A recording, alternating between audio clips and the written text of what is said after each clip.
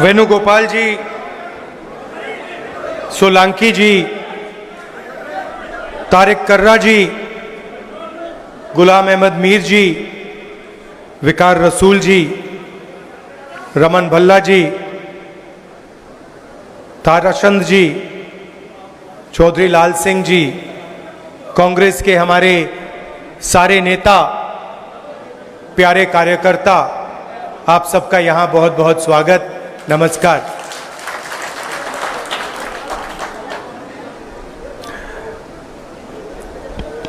चार स्टेट्स के चुनाव हैं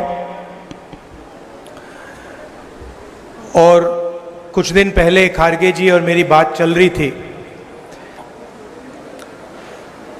चुनाव के बारे में, तो हमने मिलकर डिसीजन लिया कि हम दोनों को सबसे पहले जम्मू कश्मीर जाना चाहिए।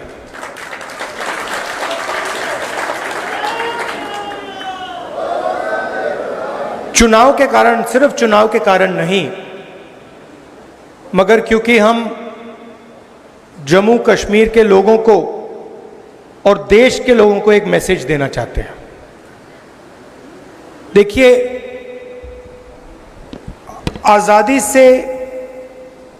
आजादी के बाद पहली बार किसी स्टेट को यूनियन टेरिटरी बनाया गया है। मतलब हिंदुस्तान में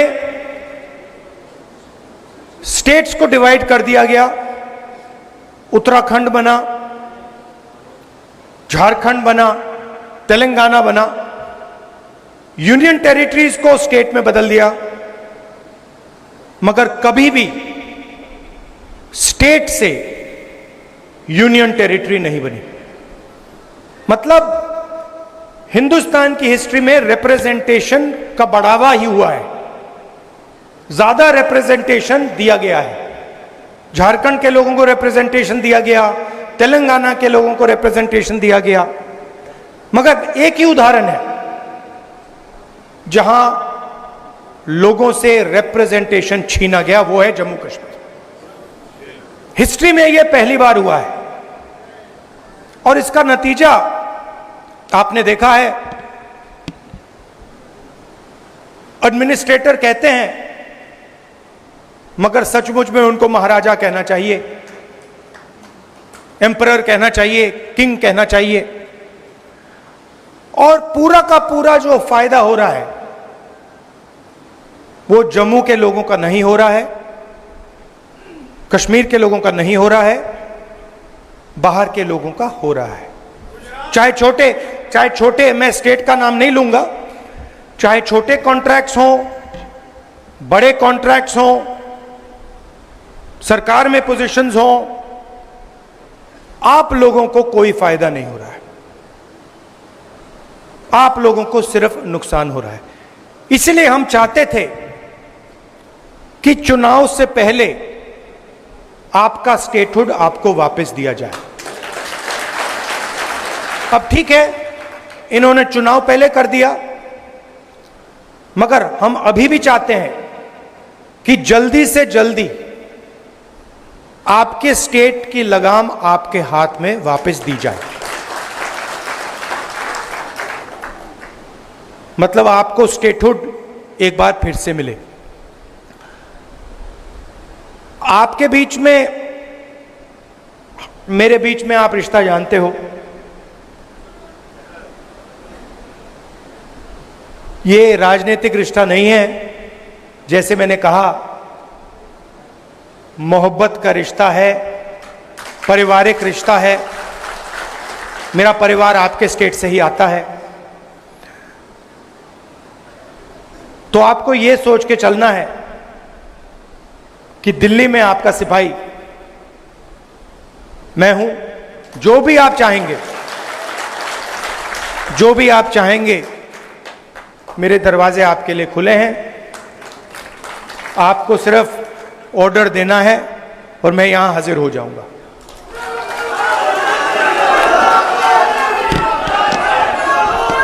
देखिए, शायद रमन भल्ला जी ने कहा, ठहर जाइए मैडम, खत्म करने दीजिए। अभी नहीं मैडम, बाद में कर लेना, डिस्टर्ब मत कीजिए।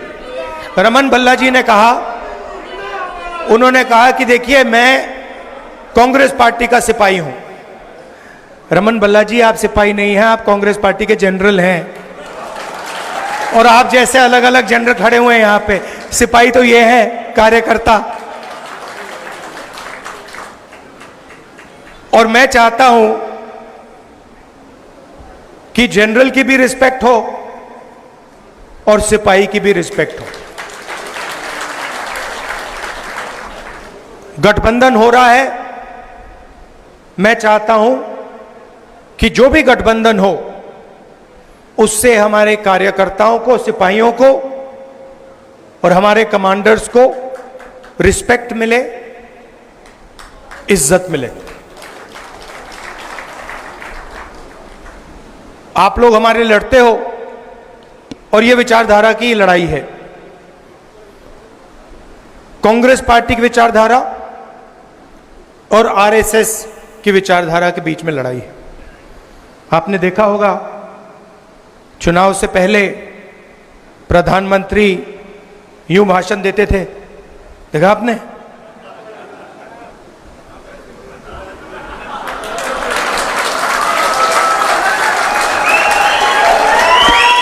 मैं आपको बता रहा हूं, आप गलत फहमी में मत हो।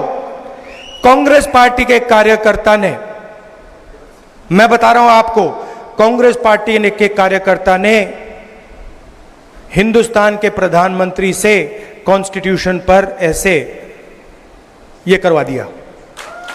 ये आपकी देन है, आपका काम है। और मैं तो पार्लियामेंट में बैठता हूं, मुझे तो बिल्कुल सामने दिखते हैं। मैं आपको बता रहा हूं कि आपने हिंदुस्तान के प्रधानमंत्री की जो कॉन्फिडेंस थी उसको खत्म कर दिया, उड़ा दिया। मतलब कांग्रेस के कार्यकर्ता ने उनको इतना साइकोलॉजिकल टेंशन दिया कि उनकी साइकोलॉजी कोलैप्स कर गई। और वो जो प्रधानमंत्री थे, सच्चाई है पूरा देश देख पा रहा है, जो चुनाव से पहले प्रधानमंत्री थे, जिनका डायरेक्ट कनेक्शन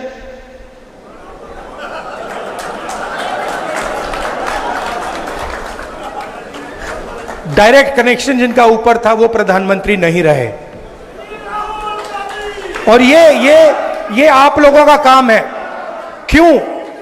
क्योंकि कठिनाई के समय, जब कठिनाई थी, जब आपकी विचारधारा पर आक्रमण हो रहा था, तो आप लोग कांग्रेस पार्टी का झंडा लिए घूम रहे थे। यह सच्चाई है। बहुत सारे लोग झंडा फेंक कर भाग गए।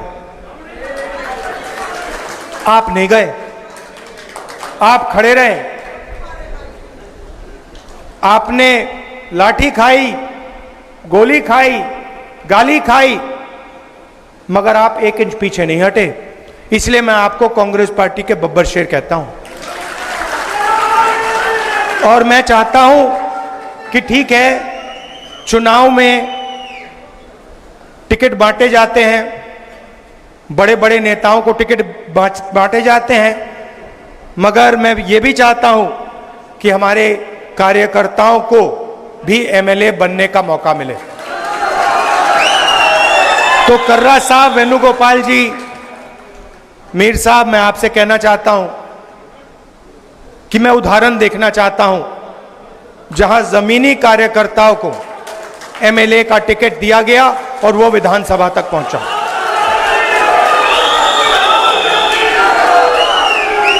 पूरे देश में बीजेपी के विचारधारा ने बेरोजगारी फैला दी है। आपको फर्स्ट हैंड दिख रहा है, जम्मू में भी बेरोजगारी फैलती जा रही है, महंगाई बढ़ती जा रही है। पूरे देश में हम इनसे लड़ रहे हैं। जहां भी आप नोटिस कीजिए, चुनाव के बाद जहां भी ये कोई बदमाशी करने की कोशिश करते हैं, जहां भी बदमाशी करने की कोशिश करते हैं, हम उनको वहां सामने खड़े मिलते हैं। ये लैटरल एंट्री का किया ना इन्होंने, अदानी जी की मदद करने की कोशिश की ना, वहां पे हम खड़े हो गए, उसको कैंसिल कर दिया। तो हम इनको छोड़ने वाले नहीं हैं। अगर इन्होंने थोड़ी सी भी बदमाशी की, कांग्रेस पार्टी के सारे कार्यकर्ता इनके सामने खड़े दिखाई देंगे और जो बिल, गलत बिल एक पास करने की कोशिश करेंगे, उस बिल को हम रद्द करवा देंगे। हम ऑपोजिशन में बैठे हैं, मगर सरकार को कांग्रेस पार्टी का कार्यकर्ता चलाएगा। आप सबका अच्छा देखिए, एक और लड़ाई है, जम्मू का कल्चर है, जम्मू की हिस्ट्री है। यहां माता वैष्णो देवी की ये जमीन है। आपका जीने का तरीका है, आपका सोचने का तरीका है, वो अलग है। जम्मू का अलग है, केरल का अलग है, कर्नाटक का अलग है, उत्तर प्रदेश का अलग है। हम चाहते हैं कि हर जगह का कल्चर, उनकी हिस्ट्री, उनकी भाषा, इन चीजों की रक्षा हो। हम चाहते हैं कि आपकी आवाज आपकी सरकार में हो, और जो आप चाहते हैं जम्मू कश्मीर के लिए, जो आप चाहते हैं, जो आपके दिल में है, वो हो। अब बीजेपी की दूसरी सोच है, वो पूरे देश को नागपुर से चलाना चाहते हैं। वो सोचते हैं कि रिमोट कंट्रोल से पूरा देश चले, चाहे जम्मू कश्मीर हो, चाहे महाराष्ट्र हो। भैया, ये जो आप शिकायत दे रहे हो ना कि बाहर के लोग पूरा का पूरा फायदा उठा रहे हैं, आप महाराष्ट्र जाइए, वहां पूछिए, वो भी आपको यही कहेंगे कि भैया महाराष्ट्र में भी बाहर के लोग फायदा उठा रहे हैं। तो ये सिर्फ आपके यहां नहीं हो रहा है, ये इनकी सोच है, सेंट्रलाइज करने की सोच है। हमारी सोच डिसेंट्रलाइज करने की है। हम चाहते हैं कि पंचायती राज हो, मनरेगा हो, पंचायतों में आपके डिसीजन लिए जाएं, विधानसभा में आपके डिसीजन लिए जाएं, लोकसभा में आपकी आवाज पहुंचे। कभी कभी हमारी पार्टी में प्रॉब्लम हो जाती है, मैं खुल के बोल रहा हूं, कभी कभी कॉन्ट्रडिक्शन हो जाता है। कोई हमारा आदमी कहता है नहीं भाई मैं तो महाराष्ट्र की बात करूंगा, और पार्टी में टेंशन होती है, हम कहते हैं नहीं तुम बोलो, तुम्हें करना है, तुम खुल के बोलो, तुम्हें अपना मुद्दा उठाना है, हम मैनेज करेंगे। तो हम किसी की आवाज दबाने की कोशिश नहीं करते हैं। और मीडिया में हमारा नुकसान भी होता है।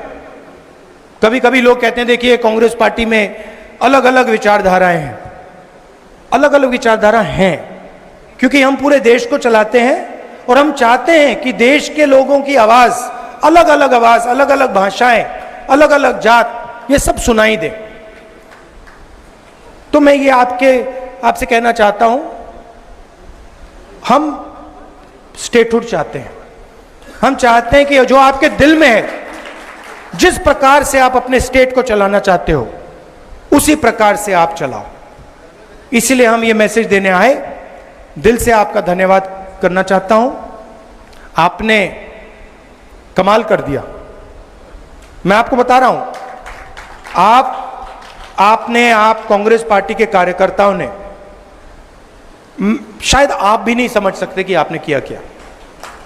मैं यहां से देख रहा हूं और मैं कह रहा हूं कि कांग्रेस पार्टी के कार्यकर्ता ने हिंदुस्तान के लोकतंत्र को बचाया है, डेमोक्रेसी को बचाया है। अभी एक दो और कदम लेने हैं, वो आप ले लोगे, मगर आपने इस चुनाव में कॉन्स्टिट्यूशन को और हिंदुस्तान के लोकतंत्र को बचाया है। इसके लिए मैं आप सबको दिल से बधाई देना चाहता हूं। धन्यवाद। जय हिंद। नमस्कार।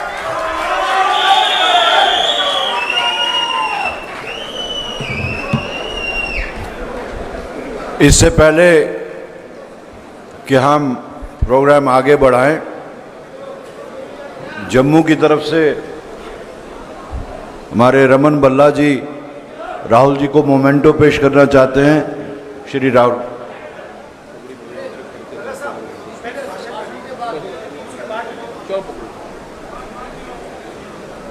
आखिर में हिंदुस्तान के सबसे तजुर्बाकार लीडर, इंडियन नेशनल कांग्रेस के सदर और हमारी रहनुमाई करने वाले, मार्गदर्शन करने वाले हमारे कायद श्री मल्लिकार्जुन खड़गे जी से मैं गुजारिश करूंगा कि वो माइक पे आके अपने ख्यालात का इज़हार करें।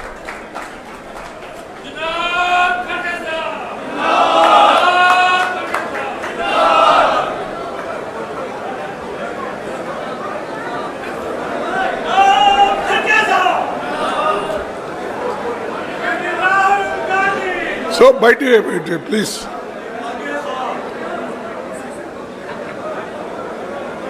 इस मंच पर पधारे हुए हमारे लोकसभा के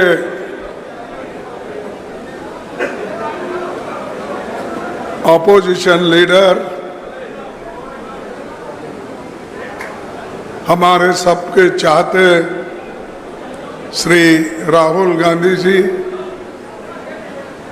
वेणुगोपाल जी, तारिक अहमद कर्रा जी, गुलाम हमीद मीर जी, ताराचंद जी, रमन बल्ला जी, विकार रसूल जी, लाल सिंह जी, मनोज यादव, नीरज कुंदन और मूल राम जी, बलवंत सिंह जी, और इस मंच पे माफ करना कि समय की कमी के वजह से मैं सबका नाम नहीं ले सकता, मैं माफी चाहता हूं, लेकिन मंच पर बैठे हुए सभी नेतागणों का। भाइयों,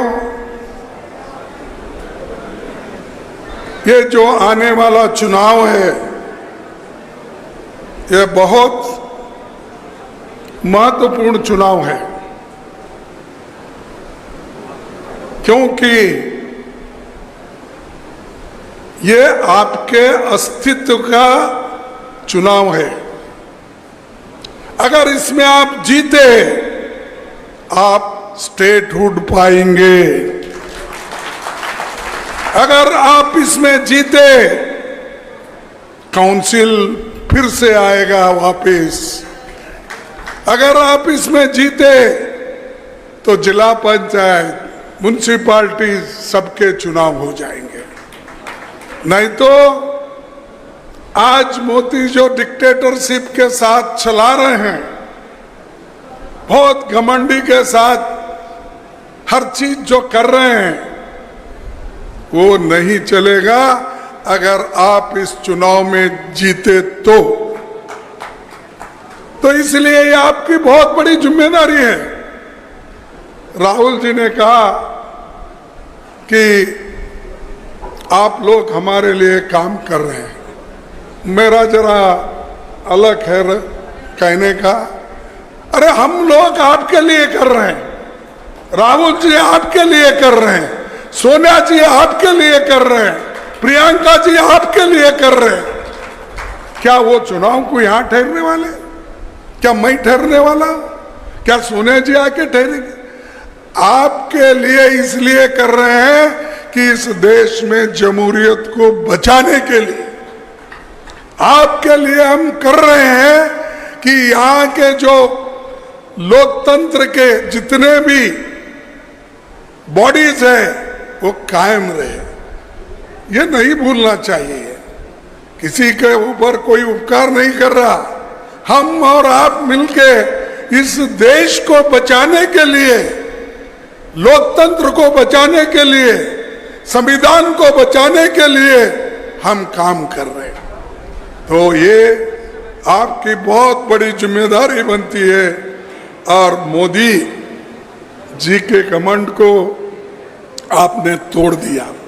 हो सकता है हमारा यहां पर सीटें नहीं आई होंगी पार्लियामेंट में, लेकिन भारत के गठबंधन का, इंडिया गठबंधन का इतने सीट आ गए, अगर आप सब मिलके जम्मू कश्मीर, मध्य प्रदेश, हिमाचल सिर्फ हमको 5-5 सीट अगर दे देते, 25 सीट अगर आते, तो हमारे नेता राहुल गांधी इस देश के प्रधानमंत्री बनते। इसीलिए हमको काम करना होगा और काम करने के, अरे जरा बैठो, क्यों नहीं तो बाहर जाओ। ये बनाने का तरीका ऐसा होता है, जीतना सिर्फ मुंह से नहीं होता। अगर मुंह से सभी बोलते गए तो कुछ होने वाला नहीं है। मेरे को किसी ने एक बात सुनाई थी कि एक मंदिर के पास और मस्जिद के पास 2 लोग बैठते थे और वहां ठहर ठहर के शुक्रवार के दिन बोलते थे कि अल्लाह के नाम से चंदा दो, अल्लाह के नाम से पैसे दो, अल्लाह के नाम से। तो लोग 1 बार 2 बार 3 बार दिए, फिर बाद में छोड़ दो भाई, रोज ये लोग अल्लाह के नाम के पूछ रहे हैं। तो जो भी लोग मस्जिद में नमाज पढ़ने जाते थे वो फिर बाद में वैसा ही जाने लगे, मंदिर के पास जाके ठहरते थे, भगवान के नाम से दान करो, भगवान के नाम से दान करो। वो दोनों ऐसा ही बोलते फिरे, कोई पैसे उनको नहीं देते थे। तब तंग आके उन्होंने क्या किया, भाई लोग हमारे तरफ देख रहे नहीं, क्या बात है, किनको उनका ध्यान आकर्षण कैसा करना। तो क्या करे कि दोनों एक पैर पे ठहरे, एक पैर पे ठहर कर पुकारने लगे, अल्लाह के नाम पे पैसे दो, अल्लाह के नाम पे। पुकारने के बाद, बहुत देर पुकारने के बाद उनको चक्कर आ गई।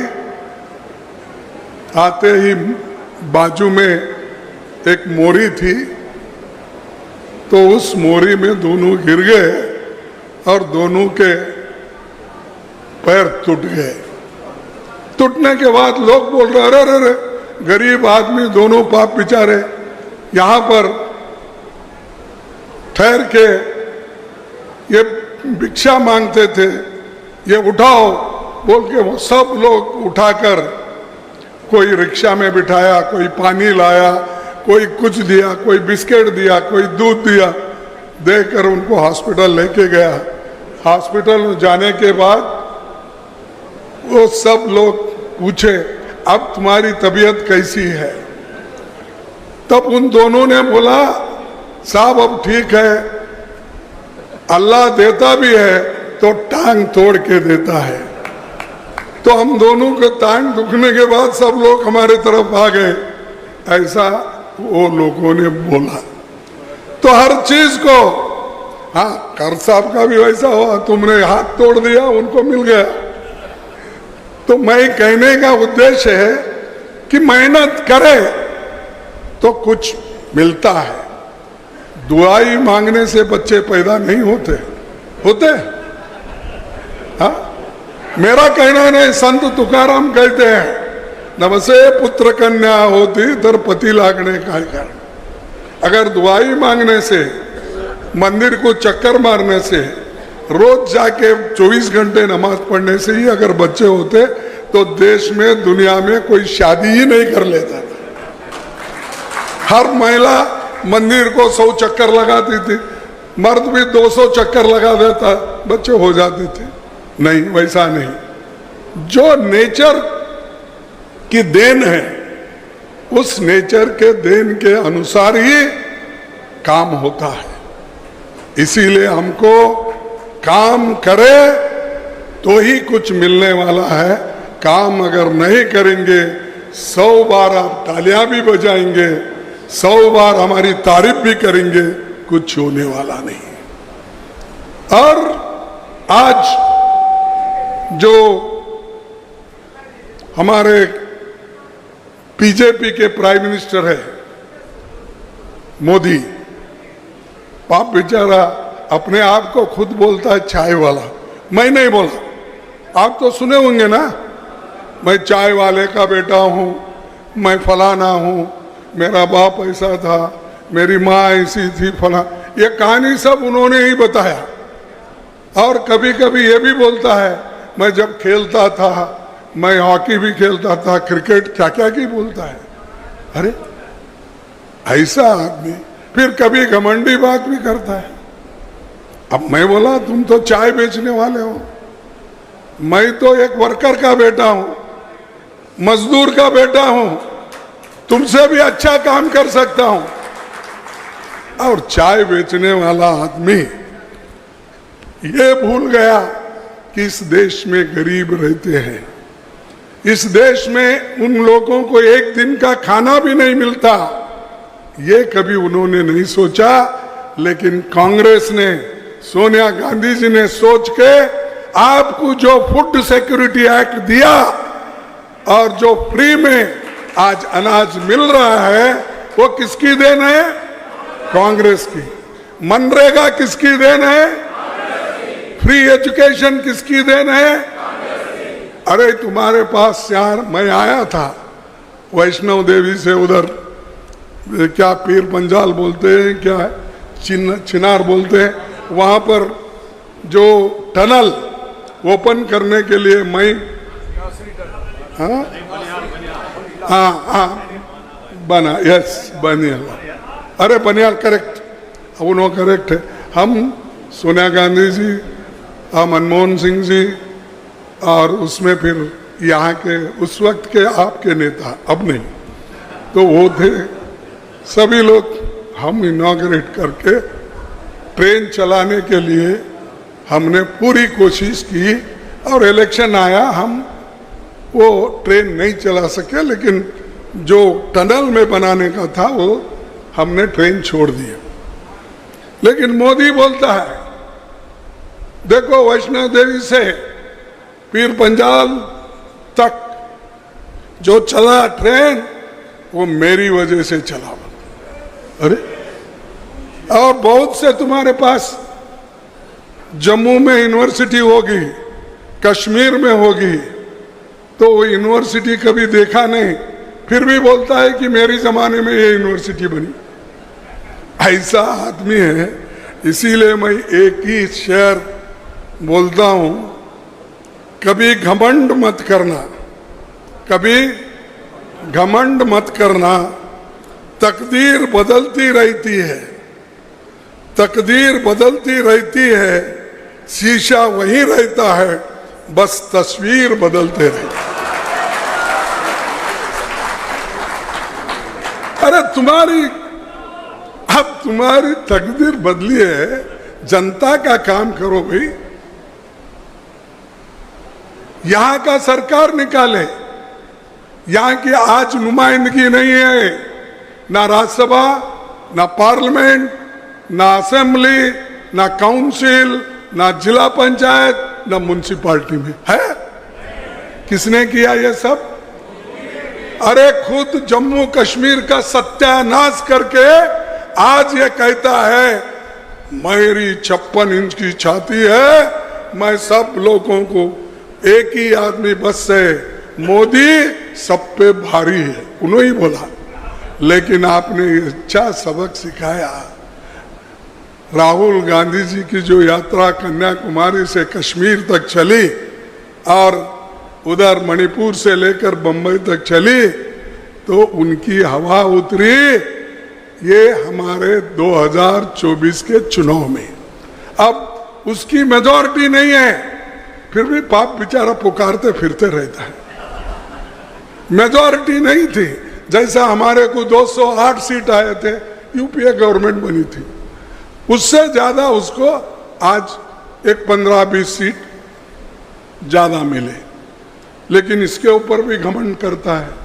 तीसरी बार मैं आया, अरे भाई हमारे पास राजीव गांधी ने 415 सीट लेके आने के बावजूद कभी घमंड नहीं किया, कभी किसी के साथ बर्ताव जो करना था, अच्छा व्यवहार करना था, वो करते आए। सबको सम्मान देते थे, सबके साथ रहते थे। ये है राजीव गांधी और पंडित जवाहरलाल नेहरू देश को बचाने वाले, इंदिरा गांधी गरीबों के साथ रहने वाले। ये काम हमने किया। ये ऐसा है, इन्हों तो हमेशा अपनी बात बताते हैं।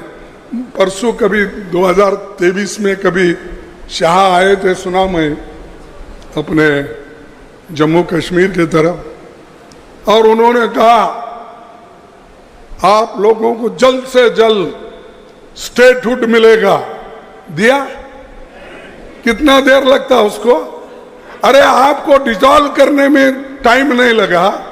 जैसा कि राहुल जी बोले, बहुत से स्टेट यूनियन टेरिटरी से राज्य बने, स्टेट बने, और स्टेट में बंटवारा होकर फिर स्टेट बने, उनका नाम पूरा उन्होंने बताया। अरे आपको इतना नहीं करने आता? बिफोर इलेक्शन आप जो वायदा किए थे, फिर आपने क्यों नहीं किया स्टेटहुड डिक्लेयर? क्योंकि आपकी मंशा ये थी कि ये सुंदर कश्मीर जो है, जो लोग कहते हैं कि इस पृथ्वी पे एक जन्नत है, और ऐसे जन्नत को वो कायम कर लेके बैठना चाहते हैं।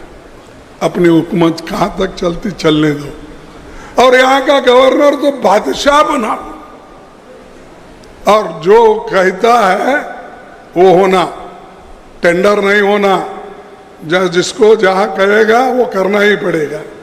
अरे ये क्या डिक्टेटरसी। और इसके पहले जो एक गवर्नर थे, उन्होंने खुद कहा वहां क्या है, रूल ऑफ लॉ नहीं चलता, जो ऊपर से दिल्ली से आता है वही करना पड़ता है। मैं नहीं कहा, यहाँ के जो पूर्व गवर्नर थे, क्या नाम उनका, सतपाल मलिक, उनका कहना है, मेरा नहीं। तो ये खुद उनके लोग ही कह रहे हैं, तो भी फिर मोदी जी और शाह वही घमंड में है। अब भाई गया तुम्हारा, तुम अब ज्यादा दिन टिकने वाले नहीं है। हम इतना बड़ा तूफान लेके आ रहे हैं, उसमें आप लोग खत्म हो जाएंगे, रहेंगे नहीं, बचेंगे नहीं। फिर पूछना पड़ता है कि भाई उस तूफान में जो गिर जाते, ये ढूंढो, वही मोदी साहब कहाँ हैं, शाह साहब कहाँ हैं, जरा ढूंढो ढूंढो, बोलना पड़ता है। जब तूफान आती तो ऐसा ही होता है, जब भूकंप आता है तो ऐसा ही होता है, ढूंढना पड़ता है। तो भूकंप आएगा और वैसा ही तूफान आएगा, ये लोग खत्म हो जाएंगे। तो इसलिए मैं आपसे यही बात करूंगा। और वहां पर मैं एक बात कही थी कि तो हमारे बीजेपी के लोग ये ना समझे कि हम कायम है, सबको सता रहे, गरीब को सता रहे। और आज शेड्यूल कास्ट के वोट छीनने के लिए, शेड्यूल कास्ट के बच्चों को तंग और तबाह कर रहे हैं। और उसी तरह उन बच्चों को, जो पढ़े लिखे बच्चे थे, उनको जो नौकरियां मिलते थे, वो नौकरियां खत्म करने के लिए उन्होंने लैटरल एंट्री शुरू करी। क्या आप यूनियन पब्लिक सर्विस कमीशन से अगर बुलाए तक उसमें होशियार लोग नहीं मिलते हैं? आज तक जितने भी IAS, IPS बने, IRS बने, क्या वो सब बेवकूफ थे? तुम्हारे पास ही होशियार लोग हैं आरएसएस और बीजेपी में, और ये काम जो कर रहे हैं गलत कर रहे हैं। इसकी आवाज राहुल गांधी जी ने उठाई और बाद में सब बाकी के लोग भी उसको शुरू किए, तो फौरन वो समझ लिए ये कहाँ एक बहुत बड़ा दंगा होगा, इसीलिए जल्दी वापस लो बोल के रातों रात वापस लिए। और वक्फ बोर्ड की एक अमेंडमेंट बिल, उसको भी जब पूरे लोग अपोज करे तब वो जॉइंट पार्लियामेंट्री कमेटी को भेजा गया। ऐसा ही अगर हमारे पास ताकत है वो लोग डरते हैं, अगर हमारे पास ताकत नहीं है कोई आपको डरेगा नहीं, आपको नहीं डरेगा। आपके शक्ति के ऊपर लोग आपको इज्जत देते हैं, नहीं तो ऐसा ठहर के भीख मांगे तो कोई देने वाला नहीं।